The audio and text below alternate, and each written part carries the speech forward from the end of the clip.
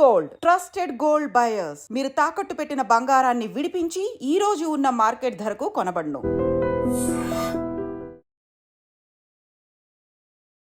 Hi hello నమస్తే, welcome back to iDream media. ఈరోజు మనతో ఉన్నారు సీనియర్ ఫైనాన్షియల్ ప్రొఫెషనల్ అయిన గిరిబాబు గారు.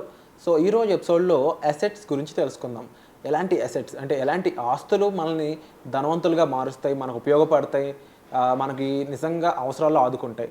కానీ ఎలాంటి ఆస్తులు ఉన్నా కూడా వాటి నుంచి మనకు అంతగా ఉపయోగం ఉండకపోవచ్చు, లిక్విడేషన్ ఉండకపోవచ్చు. సో ఎలాంటి ఆస్తులు ఏంటి, దేన్ని మనం ఆస్తి కింద భావించాలి, సో ఈ విషయాలని కూడా ఈరోజు ఎపిసోడ్లో ఒక కన్క్లూజన్ తీసుకుందాం. నమస్కారం గిరిబాబు గారు. నమస్తే అండి.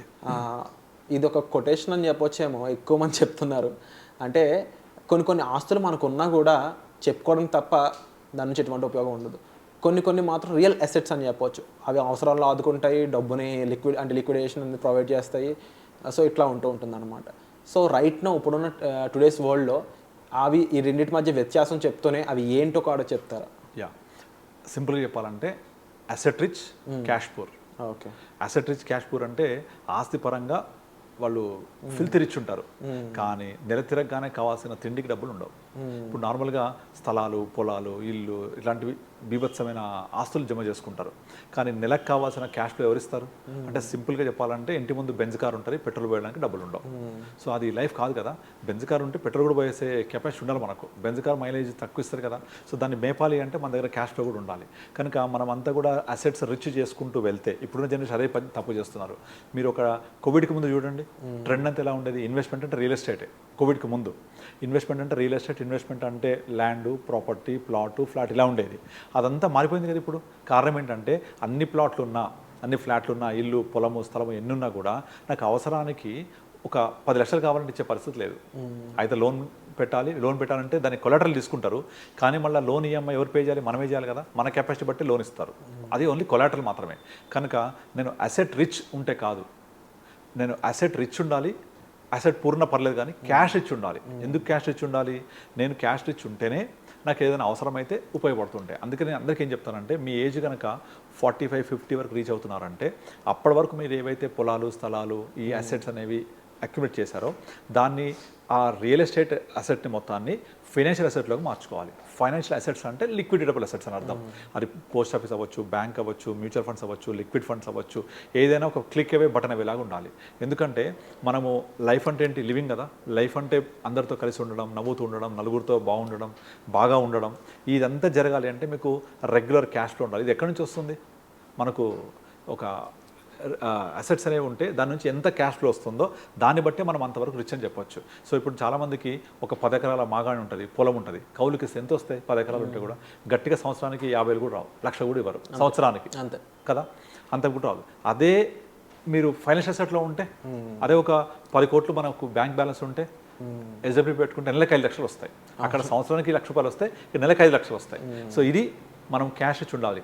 అందుకే అందరికీ కూడా చెప్పేది ఏంటంటే, వాళ్ళ యొక్క వయసు పెరిగినా కొద్దీ వాళ్ళ యొక్క వయసుతో పాటుగా ఈ ఫిక్స్డ్ అసెట్స్ని కంపల్సరీ ఫైనాన్షియల్ అసెట్స్గా మార్చుకోవాలి. ఈ ఫైనాన్షియల్ అసెట్స్గా మారేటప్పుడు ఈ ఫైనాన్షియల్ అసెట్స్ అనేది ప్రాపర్గా ఇన్వెస్ట్ చేసుకోవాలి. ఇప్పుడు మళ్ళీ మనము ఇన్ఫ్లేషన్ బీట్ చేయని రిటర్న్స్ పెట్టకూడదు. ఇప్పుడు బ్యాంకు, పోస్ట్ ఆఫీస్ ప్రాబ్లం ఏంటి? ఇన్ఫ్లేషన్ బీట్ చేయవు. అవి ఇన్ఫ్లేషన్ బీట్ చేయకపోతే అది ఒక 4-5 years రిటర్న్స్ వచ్చిన యూజ్ ఏంటి మనకు? అది యూజ్లెస్. అది కనుక ఇన్ఫ్లేషన్ని బీట్ చేసే రిటర్న్స్ ఉండే ఇన్వెస్ట్మెంట్స్ ఉండాలి. నథింగ్ బట్ మ్యూచువల్ ఫండ్స్ పెట్టుకోవచ్చు ఈ కాలంలో. ఈ మ్యూచువల్ ఫండ్స్ అనేవి మనకి ఏమైతే అంటే, మనకి ఇన్ఫ్లేషన్ బీట్ చేస్తూ మోర్ దెన్ 12% జనరేట్ చేస్తారు రిటర్న్స్. ఎందుకంటే మన ఏజ్ 55-60 వెళ్ళిన తర్వాత మళ్ళీ మనం రిస్క్ తీసుకోవద్దు. అంటే స్మాల్ క్యాప్, మిడ్ క్యాప్లో పెట్టి వోలటాలిటీలో ఉండొద్దు. బ్యాలెన్స్ ఫండ్స్, లార్జ్ క్యాప్ ఫండ్స్కి మించి వెళ్ళకూడదు. అలా పెట్టినప్పుడు ఖచ్చితంగా అవి 12+ ఇస్తాయి కాబట్టి ఒక 6% ఇన్ఫ్లేషన్ పోయినా కూడా అడిషనల్ 6% జనరేట్ అవుతున్నట్టే. అలా మనము క్యాష్ రిచ్ ఉండాలి. క్యాష్ రిచ్ ఉండి మన యొక్క ఫ్యూచర్ నీడ్స్ని దీని ద్వారా విత్డ్రా చేసుకుంటూ, దీని ద్వారా ఫుల్ఫిల్ చేసుకునేలాగా ఉండాలి. కానీ నాకు ఒక క్లయింట్ రీసెంట్గా కలిశాడు. ఆయన పేరు వెంకటరెడ్డి అని. అతను పాపం ఇక్కడ బేగంపేటలో హెచ్పిఎస్ వెనక ఒక విల్లా ఉంది వాళ్ళకు, సొంతది, ఇండిపెండెంట్ హౌస్ అని చెప్పొచ్చు, విల్లా కాదు. ఆల్మోస్ట్ 1970s, 80sలో తీసుకున్నాడు అతను. ఆ 80sలో 3 పిల్లలు తనకి. ఆ 3 పిల్లల్ని చదివించడం కోసం హెచ్పిఎస్ దగ్గరగా ఉంటుందని హైదరాబాద్ పబ్లిక్ స్కూల్ దాని వెనక వైపే తీసుకున్నాడు.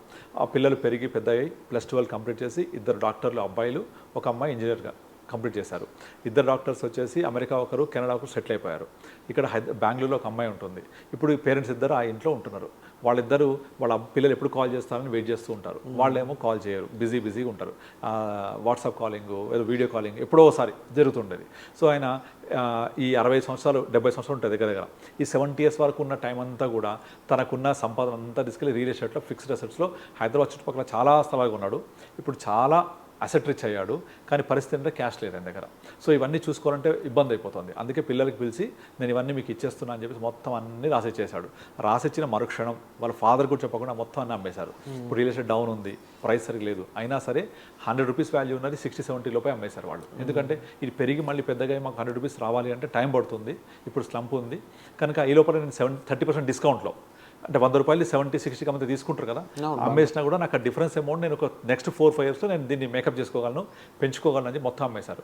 వాళ్ళ ఫాదరు ఇంత అమ్మేశారు కదా, నాకు చెరొక 50 లక్షలు, 1 కోటి రూపాయలు ఇచ్చేసేయండి, మా అకౌంట్ చేయండి, మేము చూసుకుంటామంటే ఇద్దరు ఇవ్వడానికి ఇష్టపడట్లేదు. నువ్వు అని ఇద్దరు కొట్టుకుంటాను అని గట్టిగా ఒక 5 లక్షలు వేసారు ఇద్దరు. This a real fact. 5 లక్షలు వేస్తే వాళ్ళ ఫాదర్ అడగలుగుతాడా ఇంకొక 10 లక్షలు ఇవ్వండి అని? సో ఆయనకి చాలా కోపం వచ్చి ఆ ఇల్లు అమ్మేశాడు. అమ్మేసి దాన్ని 3 crores అమ్మేశాడు. అమ్మేసి ఒక 2 crores పెట్టి అపర్ణ సబర్ కమ్యూనిటీలో ఒక ఫ్లాట్ తీసుకొని now he's living in a community living. ఆ రిమైనింగ్ 1 crore అవుతుందో అది మ్యూచువల్ ఫండ్లో ఇన్వెస్ట్ చేశాడు. నేను SWP 75,000కి ట్రిగ్గర్ చేశాను. ఎవ్రీ మంత్ 75,000 ఆయనకి ఎవ్రీ మంత్ అకౌంట్లో ఎవ్రీ మంత్ ఫస్ట్కి వస్తుంది.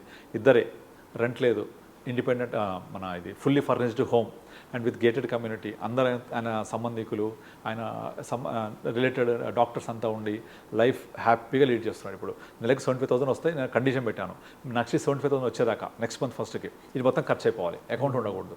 సో రాగానే ఫస్ట్ 20,000 విత్డ్రా చేస్తాడు, హ్యాపీగా స్పెండ్ చేస్తాడు.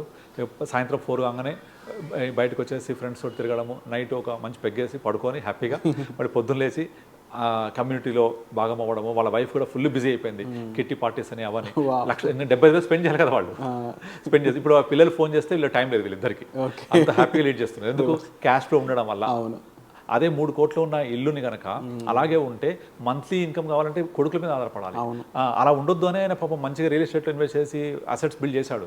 కానీ అసెట్స్ అన్ని పిల్లలకి ఇవ్వడం వల్ల వాళ్ళకి ఫ్రీగా వచ్చాయి కదా, వాల్యూ తెలియదు, అమ్మేసుకున్నారు వాళ్ళు. మరి అమ్మేసుకున్నప్పుడు నాకు 1 కోటి రూపాయలు ఇవ్వాలి కదా, ఇవ్వలేదు. ఎందుకంటే ఫ్రీగా వచ్చాయి, వాల్యూ తెలియదు. దాన్ని నా డబ్బులు నా చేతికి వచ్చిన తర్వాత ఏమేం చేసుకుంటుంది దీనికి, నేను ఇక దాన్ని చూపిస్తా ఎంత పెంచాలని వాళ్ళకు ఒక ఫీలింగ్ ఉంటుంది ఎవరికైనా. మరి పేరెంట్స్ అడుగుతూ ఇచ్చాలి కదా, అది ఇవ్వలేదు. నువ్వు అడిగితే ఇస్తా, అవసరం ఉంటే అడుగు, ఇలాంటి క్వశ్చన్లు వస్తాయి. అడుగుతారు ఆ వయసులో, అడగరు. సో తనకు కోపం వచ్చేసి అరౌండ్ 3 crores అమ్మేశాడు దాన్ని. దానికి నేనే కొన్ని హెల్ప్ చేశాను. సో ఆ 1 crore ఇన్వెస్ట్ చేశాడు. ఎవ్రీ మంత్ 9% చొప్పున 75,000. నేను కావాలని ఎక్కువ పెట్టేస్తాను, 79%. ఎందుకంటే దీని తర్వాత డబ్బులు వాళ్ళకి అవసరం కూడా లేదు, అవి మళ్ళీ నామినీస్కి వెళ్ళాల్సిందే. ఎందుకు?